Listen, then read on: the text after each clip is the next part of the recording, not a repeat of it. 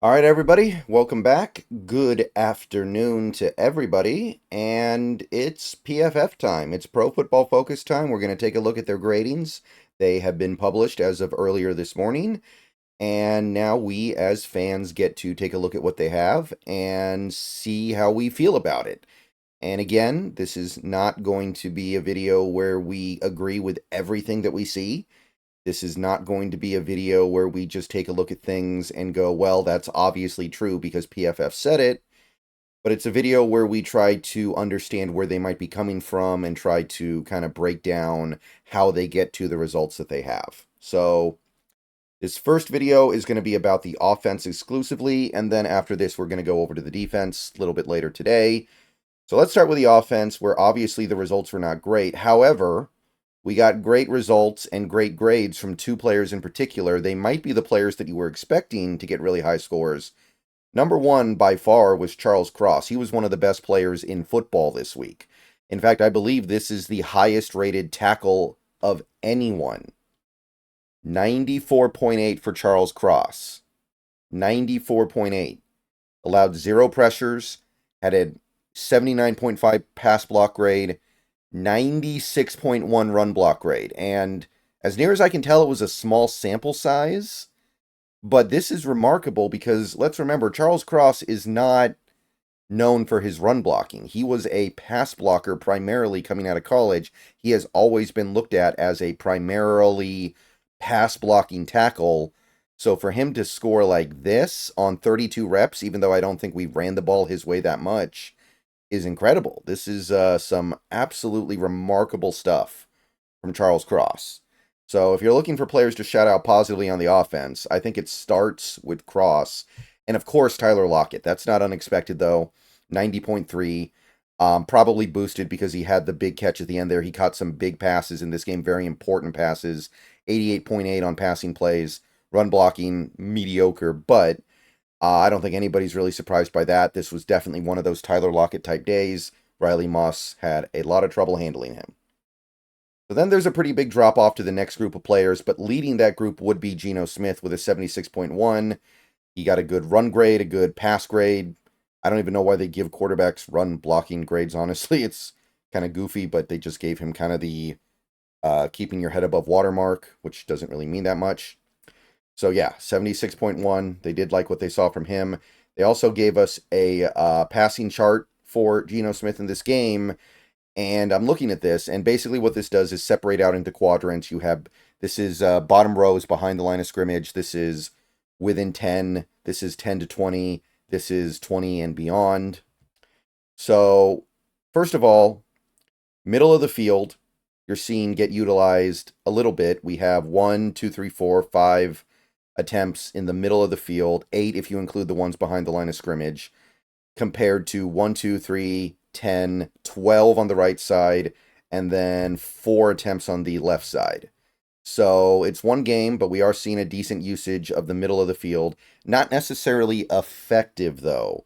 You can see that on passes behind the line of scrimmage in the middle of the field, the team grossed -3 yards on 3 completions. So not going anywhere. In fact, the team, I think the thing that really stands out here would be how ineffective the team was on passes behind the line of scrimmage. They, through 6 of them, amassed a total of 7 yards on 5 completions, it looks like. Yeah, 5. So that's going to be a part of the offense this year that needs to get going. So I'm definitely looking at this and thinking to myself, that's the thing that has to get better here. Also needing to get better, the ability of Geno Smith to push the ball down the field, because his ability to throw the ball down the field is very impressive. But if we don't give him time in the pocket, he's not going to be able to. He completed 1 pass deep down the field, more than 20 yards beyond the line of scrimmage. I think it was the Charbonnet play. Yeah, it was. Other than that, he threw the interception over the middle, and then he had another incomplete pass on the outside right here. So most of the success was in the short and intermediate stuff, which is totally understandable in a game like this. But as the season goes on, we need to see more success on stuff behind the line and some successful stuff deep. Just the opportunities to go deep, realistically. Ken Walker graded out really well, although he did get dinged heavily in pass blocking and passing in general. I know he had a bobble, and I know he wasn't a big weapon as a receiver in this game or anything like that. But 77.3 run block rate is going to get it done. Laken Tomlinson, I am calling horse patootie on this one. 71.1. And I know he got better in that second half. I know his run blocking was pretty good. I have a very hard time believing 71.1 is the appropriate number for Laken's game yesterday. That's a good grade. That would signify he played a good game, borderline a really good game. You can't tell me he did. He caused a safety. He caused other negative plays. I think he got blown up at least one other time. Laken, to me, looked more unplayable than a lot of the other players here. So I am calling BS on that one. They also gave Connor Williams a decent grade, better than I would have thought. A well-rounded game for him, 66.2, 67.6. So that's actually relatively agreeable. Now, again, I'm not necessarily going to agree with that assessment, but it's not terrible. George Fant, 65.8, which again, I think is pretty generous here. I'm really surprised at how good some of these grades are because, again, George Fant only played 13 snaps in this game. He gave up a sack on his very first play, and he was giving up pressure on the play where he got hurt. I know the run blocking grade's pretty good, but he only ran block for 4 plays, so maybe it's a small sample size thing, but I can't say I agree with that. DK gets about an average grade. Now we're getting down into like the more average graded area. The penalties obviously hurt. The run blocking grade is really far down because of the penalty mostly. So just kind of a mediocre day for Metcalf in terms of efficiency. Forsyth, they gave him about an average grade, which most people would not do that. And I mean, for me personally, the guy had a penalty. The guy had one play where he didn't get out of snap until it was really late and allowed a free rush at Geno.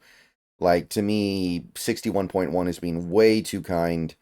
I cannot say I agree with this one. I cannot buy this one. Christian Haynes, 60, so basically just flat. He only played 1 snap anyway, so who cares? Tariq Young, 7 snaps, average grade. Brady Russell, pretty average grade here. AJ Barner, we start to get down into the more lackluster. His pass blocking grade was really poor in this game. We'll look at that in more detail in a second here. And his passing play grade was pretty poor. There was a play where he needed to hit a block to free up Charbonnet to go get a first down, and he didn't do it. So not a great first game for Barner. JSN, again, pretty lackluster here, mostly because of his run blocking, but he was obviously a little bit of a non-threat in the passing game as well. Noah Fant looked slow to me, and I didn't think he did all that much effective. He ran the wrong route on a play that would have been an easy touchdown.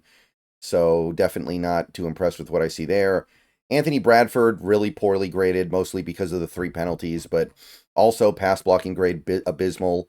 There's nowhere to go but up for him. Bobo did nothing and had a really bad grade as well. I didn't know that he did anything that was worthy of being like poorly graded, but he certainly didn't do anything to be positively graded, I guess. Charbonnet, which, I mean, this is kind of crazy, right? He's one of the lowest graded offensive players, even though he scored a almost 40-yard touchdown. You got to work hard to do that. And you can see it's mostly because his run grade was so bad. And I understand that. I get that. I think that that's probably a pretty reasonable reflection of his play. But he also got highly graded in pass blocking. And his big play was made in the passing attack. So hopefully the Seahawks look at that and kind of realize what they have in Charbonnet. This is a third down back. This is a receiving back. This is somebody that you want in the passing attack and pass blocking. Running the ball, yeah, of course he has value to offer there, but it needs to be in the right way. And then Chenault is the worst graded player on offense by far, mostly because of the penalty, but not very effective. Okay, so a couple other things I wanted to take a look at here real quick. First is the rushing direction. And basically this just shows you how effective the team was at running the ball when running the ball in certain gaps.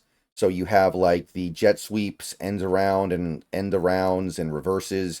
You have off tight end on left or right side, off tackle, off guard, and then just A gap or B gap. So we had one play that was like the end around that went for 1 yard, so there's not much to report there. But the thing that really stands out to me looking at this table, and I know it's a little bit small on screen, but left end and left tackle, so that would be the gap, that would be off tight end and then off left tackle. 3 running plays for a grand total of 25 yards. And you look at Charles Cross's run grade in this game, 96.1. maybe that's something we need to be hitting a little bit harder. Because if Charles Cross is going to ascend as some kind of a great run blocking left tackle, and this team needs to run the ball this year because they don't have the pass protectors in other positions, I would definitely be looking over here on the left side. Let Lake and Tomlinson do a little more run blocking as well on that side. Keep it easy. That left side, you've got over 8 yards per carry across 3 plays. You should definitely be looking into that more, I think. And then this is why I say what I say about Lake and Tomlinson. When we ran off left guard, so basically the gap between Cross and Tomlinson, 5 carries, 12 yards, so nothing. And then when we run up the gap between Connor Williams and Lakin, 2 yards per carry. 8 carries, 18 yards. That is 2 yards in a cloud of dust all day. So I don't know why Lakin Tomlinson gets graded out well in this game when a lot of that is on him. I don't think anybody's sitting here saying that Ken Walker did anything wrong yesterday other than maybe slip on that second down run he had where he almost had the first down and fell down first. If he gets that first down, the end of that game's probably a lot less dramatic, but like this is troubling to me. Middle right, so this is between Connor Williams and Anthony Bradford. Really good results, 7.5 yards per carry and the touchdown. This is why I say I'm going to give a little bit of a break to Anthony Bradford. Because when we were running up that, I think that would be B gap between center and right guard. The results were pretty agreeable. And then when we're running off right tackle, we also had over 7 yards a carry. So, I mean, I'll give it to Stone Forsythe. He's not really known as a run blocker. But when we're running over on that right side, off tackle, the results were good.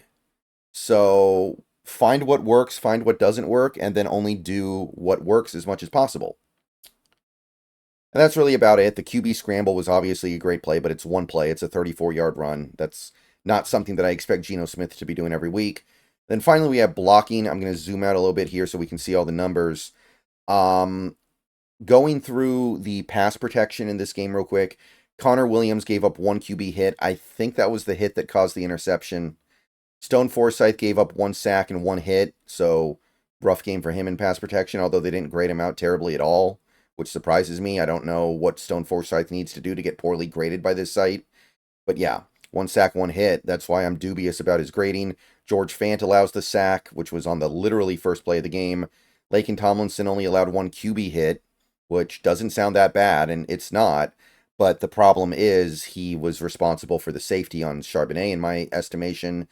Noah Fant allowed a QB hurry, which kind of is rough because he only had 3 reps at it. So not a great day for Noah Fant. Ken Walker, this is where he got dinged in the grading. He allowed a QB hit as well, so blocking becomes a little bit of an issue here. And Anthony Bradford allows 2 QB hurries. That's in combination with his 3 penalties. I mean, it's a terrible day at the office. But the run blocking stuff that I just highlighted, I hope you guys look at that and you kind of understand why I'm not totally ready to bench him yet, and I'm much more keen on benching Lakin. I know PFF paints a different picture. I'm much more keen on benching Tomlinson than I am Bradford at this point. As bad as this game was from Bradford, and it was bad. I mean, 2 hurries, 3 penalties, that's not okay on any level. And you can also see, again, it's kind of a small sample size. Charbonnet was one of your highest graded pass blockers. So it's just a couple of plays here and there. I understand that. But this is what Charbonnet can do that Walker isn't so good at. He's a better blocker. I think he's a better third down back in general. Okay. So AJ Barner didn't allow anything, but he was poorly graded on his 1 pass blocking opportunity. So read into that as you will. And I think that's about it. I think that's really about all we can say about the offense. Video coming later today with more on the defense. Let me know what you guys think down below. I will see you guys later. Go Hawks. Lot to talk about today. Good to win, but even better to try to understand how the win came together.